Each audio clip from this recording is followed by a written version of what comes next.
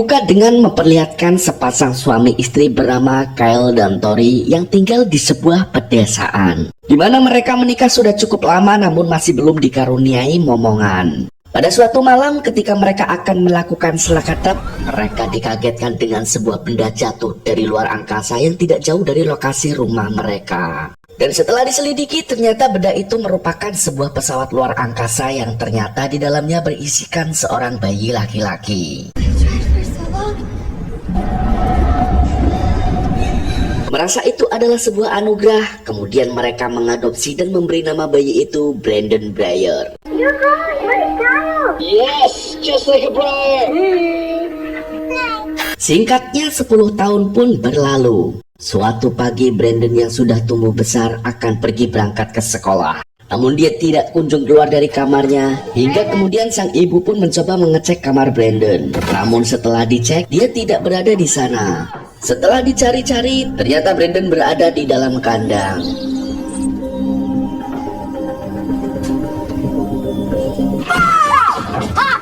Karena di dalam kandang banyak terdapat benda-benda tumpul, lalu sang ayah mencoba menasihati Brandon untuk tidak bermain di dalam kandang tersebut.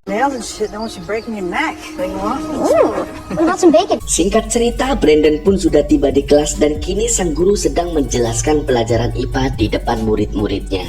Namun di sini terlihat Brandon yang tidak memperhatikan, malah sibuk menggambar sebuah simbol BB yang merupakan singkatan dari namanya, yaitu Brandon Breyer. Ibu guru yang melihatnya pun langsung menghukum Brandon dengan memberikan sebuah pertanyaan. Akan tetapi Brandon yang sangat jenius, ia pun dengan mudah dan detail menjawab semua pertanyaan yang diberikan dari sang guru. Dan akibat dari kejeniusannya, Brandon pun sering dibully oleh teman-temannya. Make other wasp species raise their young. Namun di antara banyak teman-teman yang tidak menyukai Brandon, ada salah satu teman yang selalu membela ketika dia dibully, yaitu Kelvin.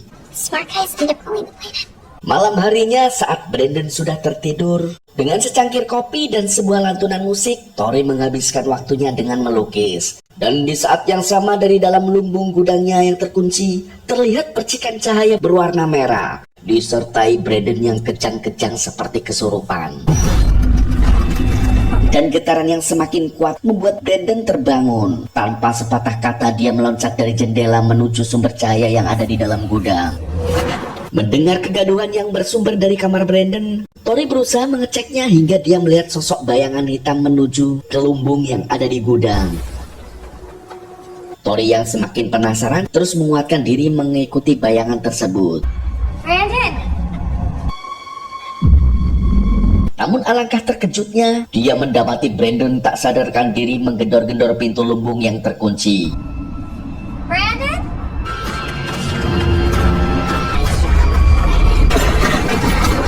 Melihat Brandon yang mungkin sedang lindur, Tori pun berusaha menyadarkan Brandon. Setelah Brandon tersadar, dia pun merasa kebingungan. Kemudian Tori pun menenangkannya sembari mengatakan semuanya akan baik-baik saja.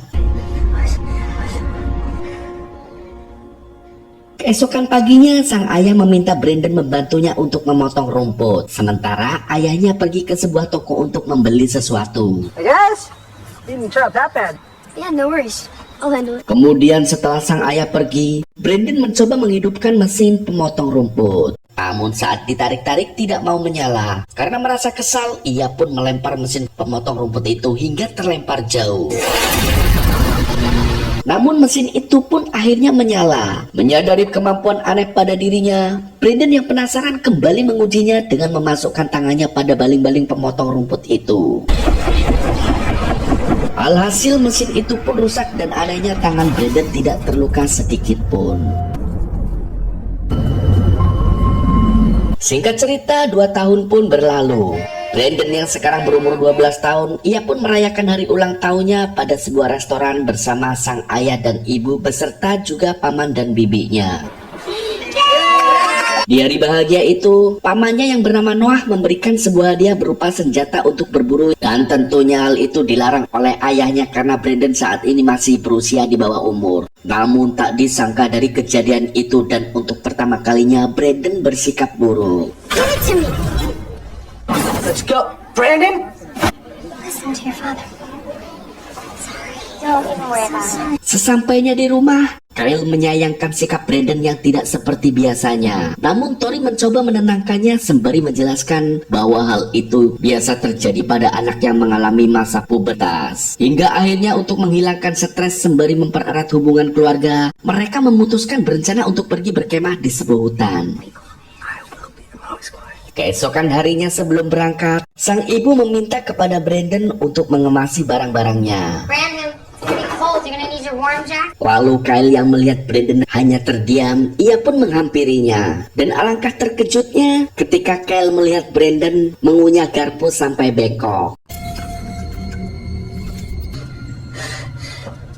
Tak hanya itu, mereka juga menemukan sebuah majalah dewasa di bawah tempat tidur Brandon. Namun yang membuat mereka semakin bingung dan keheranan, terdapat pula foto-foto organ dalam tubuh manusia. Hal itu merupakan sesuatu yang tidak normal bagi seorang anak di usianya. Maybe we should have the talk with him. Setibanya di hutan, terlihat sang ayah dan Brandon sedang berburu. Di sini ayah pun mulai mendongeng tentang masa puber, di mana ketika usia sudah beranjak remaja, akan muncul sebuah perasaan suka terhadap lawan jenis. Dan Brandon harus memilih salah satu perempuan untuk dijadikan pasangan. Like, no. Not right now, no. Namun Brandon yang salah menafsirkan perkataan ayahnya, di mana dia datang ke rumah Kathleen di tengah malam dari jendela dan masuk ke kamarnya, lalu mengajak Kathleen untuk selakatep. Namun Kathleen yang ketakutan setengah mati berteriak memanggil ibunya, dan dengan cepat Brandon pun pergi dari sana. Honey, there's no one here. Brandon, Ryan. Keesokan harinya sepulang sekolah, sembari menunggu ibunya, Brandon menggambar sebuah superhero bertopeng berjubah merah. Dan terlihat sang ibu berbicara dengan bibi yang kebetulan seorang guru BK di sekolahnya. Dia pun mencoba menenangkan iparnya bahwa Brandon kini dalam masa pubertas. Mendengar penjelasan itu, Tori pun sedikit lebih tenang. What's that? It's good shading. Malam harinya di dalam gudang, Kyle yang akan menyimpan senapan mendengar suara gemerah dari kandang ayam. Dan ternyata itu adalah ulah Brandon. Dengan wajah polosnya, Brandon pun menghiraukan teguran dari sang ayah.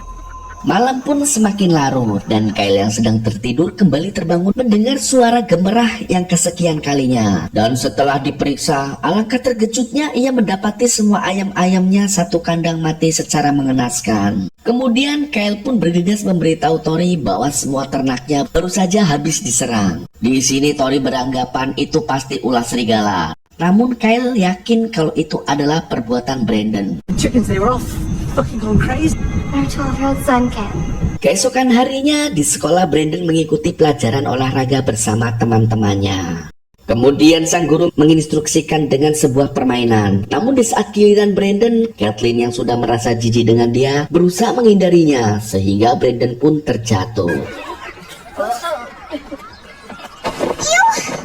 Lalu ketika guru meminta Kathleen untuk meminta maaf, namun dia malah menghina dan mengatai Brandon kalau dia adalah seorang yang mesum. He's a pervert. Pak guru yang terus memaksanya, akhirnya Kathleen pun dengan terpaksa mengulurkan tangannya. Brandon yang sudah terlanjur sakit hati, lalu ia pun mematahkan tangan Kathleen. Dari kejadian itu, Erika ibu Kathleen sangatlah marah sembari mengatakan bahwa Brandon seperti binatang buas dan berharap Brandon ditangkap. Namun Brandon yang masih di bawah umur, kepala sekolah sudah mengambil langkah terlebih dahulu bahwa Brandon akan diskors dan mendapat bimbingan dari guru BK yang merupakan bibinya sendiri. Hingga kemudian Kyle dan Tori membawa Brandon pulang. Ketika hendak pergi, dengan penuh dendam Brandon menatap ibu Kathleen. Let's go. Sesampainya di rumah, Kyle dan Tori yang khawatir dengan ulah Brandon yang semakin hari semakin tidak terkendali. Kyle juga mengatakan bahwa Brandon sejak kecil tidak pernah terluka ataupun memar. Bone or had a bruise. Setelah melewati hari yang melelahkan, mereka semua pun tertidur. Hingga kemudian Brandon kembali mengalami ngelindur dan menuju lumbung yang ada di gudang. Dengan kekuatan super yang dimiliki kali ini, dia berhasil membuka pintu lumbung tersebut. Suara gemblotak itu pun membuat Tori terbangun. Lalu Tori melihat cahaya merah dari dalam gudang. Setelah diselidiki, ia menemukan Brandon mabur di depan pintu lumbung. Kemudian Tori mencoba menangkap, namun mereka berdua pun jatuh ke dalam. Dan untuk pertama kalinya, Brandon merasakan sakit setelah tergores oleh benda menyerupai sebuah kapsul yang membawa Brandon semasa kecil ke bumi. Lalu sang ibu yang tidak bisa berdalih lagi, ia lantas menjawab semua pertanyaan dari Brandon dan menjelaskan asal-usulnya mulai dari semenjak menemukan sebuah kapsul yang jatuh dari langit dan berisikan seorang bayi laki-laki. Difficult for you lately. We found you in the woods. Meski bukan anak kandungnya, Tori mengatakan kalau ia tak peduli dari mana asal-usul Brandon. Di mana di mata Tori, Brandon adalah anak titipan dari Tuhan yang selalu ia sayangi. Kemudian Brandon yang kecewa dengan kenyataan tentang dirinya, ia pun marah karena kedua orang tuanya telah membohonginya selama ini. You lied to me!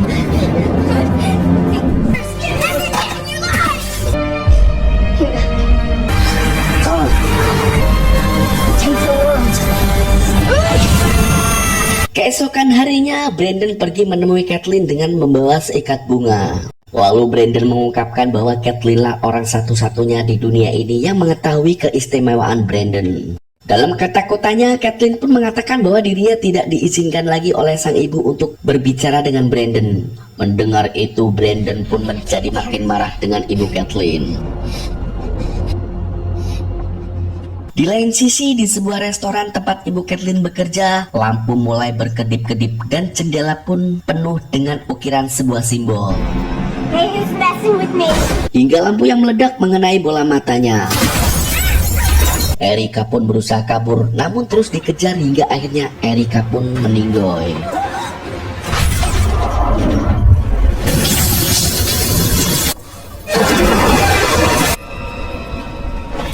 Pagi harinya, sheriff yang menangani kasus ini sungguh kebingungan atas menghilangnya Erika. Terlebih semua barang berantakan, namun barang berharga tidak satupun yang hilang. Kemudian sang sheriff menemukan sebuah simbol misterius pada kaca jendela. Sementara itu, Brandon yang harus berkonsultasi dengan guru BK yang merupakan bibinya sendiri. Dalam perbincangan terlihat tidak ada rasa penyesalan dan bersalah dalam diri Brandon. Dad, only good ones. Really? Karena tidak ada rasa penyesalan dalam diri Brandon, Mary terpaksa mengancam akan melaporkan hal ini kepada polisi. And let them know if you are showing you're my family. I'm supposed to update the sheriff tomorrow. Malam harinya, Mary yang sedang sendirian berada di rumah, tiba-tiba dia dikunjungi Brandon. Dia mengancam pada bibinya itu untuk tidak melaporkannya kepada polisi. Mary yang kesal pun meminta Brandon untuk segera pulang. That can't happen. I need you to go home now, okay? Really not good for you. Kemudian ketika Mary tertidur, Brandon menyelinap masuk ke rumah berniat membunuh bibinya itu. Beruntung Noah pulang tepat waktu. Lalu saat Noah sedang sikatan di kamar mandi, ia merasakan seseorang berada di belakangnya. Dan setelah dicari, ternyata ia mendapati Brandon dalam lemari. Brandon? What the fuck are you doing? Kesal dengan ulah Brandon, Noah pun berniat mengantarkan pulang dan mengadukan kelakuan kepada orang tuanya. Lalu saat Noah meminta untuk masuk ke mobilnya, namun Brandon justru menyerang Noah sampai mencolok. Kemudian Noah yang semakin kesal, ia pun mengejar dengan mobilnya. Hingga pada akhirnya Noah pun dihabisi oleh Brandon.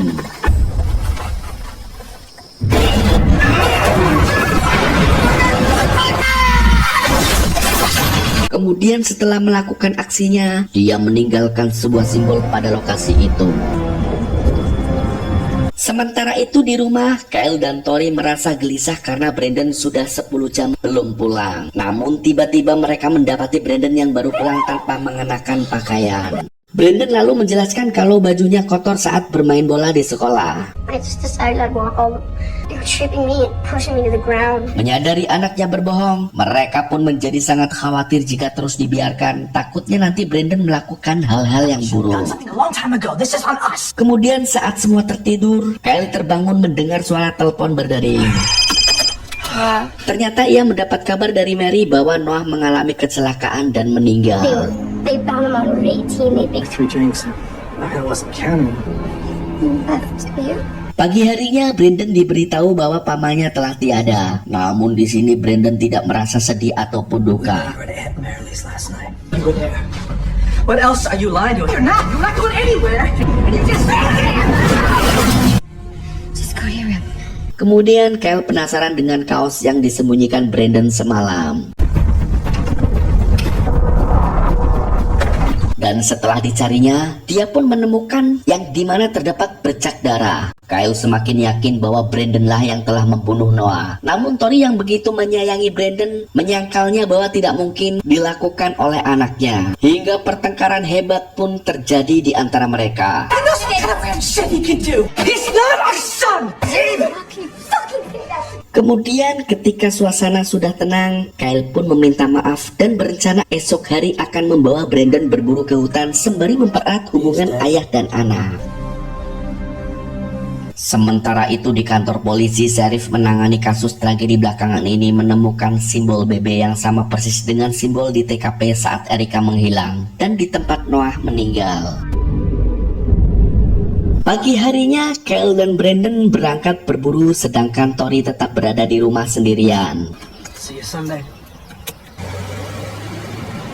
Setibanya di hutan, sebenarnya Kyle di sini ingin membunuh Brandon. Ketika situasi sudah mendukung, Kyle mengarahkan senjatanya, namun naas peluru yang ditembakkan tidak menembus kepala Brandon. Merasa dihianati oleh ayahnya sendiri, Brandon pun menjadi murka, lalu tanpa belas kasihan, ia menghabisi ayahnya dengan sinar laser dari matanya.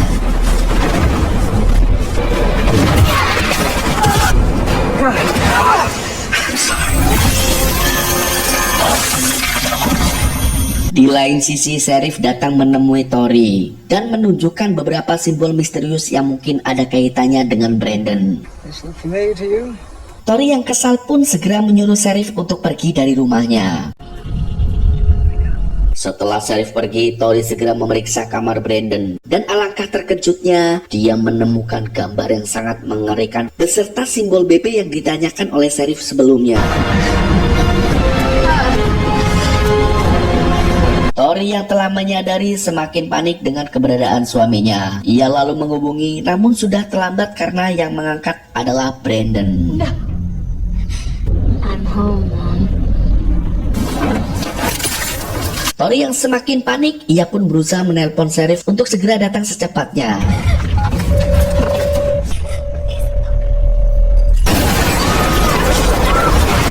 I'm on my way. Kemudian sheriff yang sudah datang, ia pun begitu terheran mendapati rumah keluarga Breyer sudah berantakan. You got the chance here. Tak lama si sheriff ditabrak oleh Brandon hingga melekat metu cemindi lilis. Lalu sheriff wanita pun tak luput dari kekejaman Brandon hingga dia pun harus tewas metu cemindile juga. My advice on the suspect was out.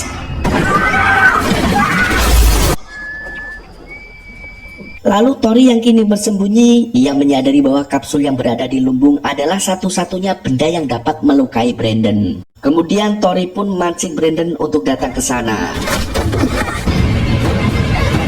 Sampainya di sana, ia kembali dibuat terkejut dengan mayat Erica yang selama ini menghilang tanpa organ tubuh bagian perut yang telah tiada. Setelah mendapati serpihan potongan kapsul, ia pun mendekati Brandon yang ada di depannya. Sembari berkata bahwa Brandon adalah sebuah anugerah yang jatuh ke bumi. Brandon yang akhirnya luluh dengan perkataan sang ibu, ia pun mengungkapkan bahwa sebenarnya dia ingin selalu berbuat baik. I wanted you good, Mom. Whatever you've done. Dan hingga akhirnya mereka pun saling berpelukan. Tori yang sudah yakin dengan keputusannya, ia pun berusaha menusukkan serpihan itu, namun naasnya tindakan tersebut disadari oleh Brandon. Lalu Brandon yang merasa dihianati lagi, ia pun membawa terbang sang ibu jauh ke atas langit dan menjatuhkannya.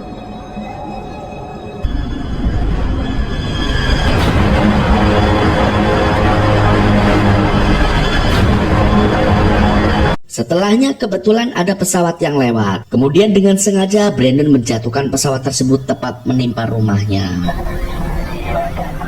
Dari kejadian tersebut, semua penumpang yang ada di pesawat pun tewas. Kemudian berita itu pun dianggap sebagai sebuah tragedi kecelakaan pesawat dan satu-satunya yang selamat adalah Brandon. The 8 passengers on board, their 12-year-old son, Brandon. Dan film pun berakhir. Terima kasih sudah menonton, semoga kalian terhibur.